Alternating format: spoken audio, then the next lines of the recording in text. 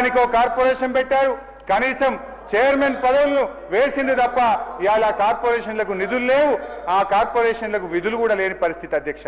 SC ST మైనార్టీల సంక్షేమ అధ్యక్ష ఎస్సీలకు గత బడ్జెట్లో ఎస్సీ సప్లైన్లో 33,127 కోట్లు కేటాయిస్తే అధ్యక్ష మొన్న డిసెంబర్ నాటికి కేవలం 9,800 కోట్లు మాత్రమే ఖర్చు పెట్టారు.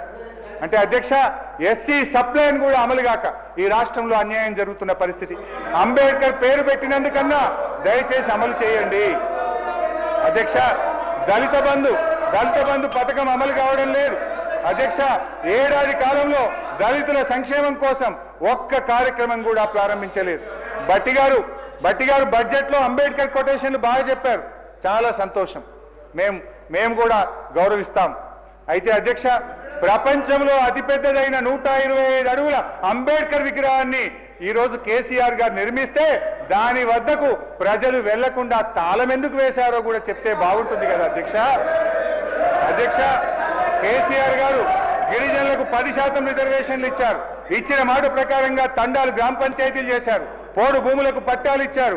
ఈ ప్రభుత్వం ఎస్సీ ఎస్టీ గురుకుల పాఠశాలకు పోయిన బడ్జెట్లో పక్కా భవనాలు ఇస్తామని చెప్పారు, ఒక్క భవనం కూడా కట్టలేదు.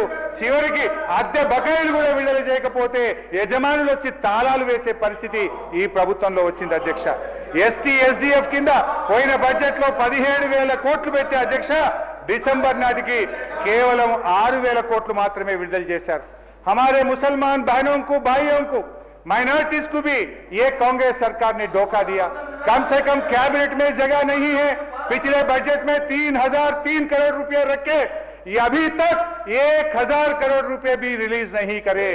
मुसलमानों का ओवरसीज स्कॉलरशिप बंद हो गया, मुसलमानों का बच्चों का फीस रिएंबर्समेंट का पैसे नहीं आ रहा।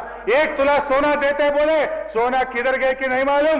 शादी मुबारक का चेक भी बहुत लेट हो रहा। आज के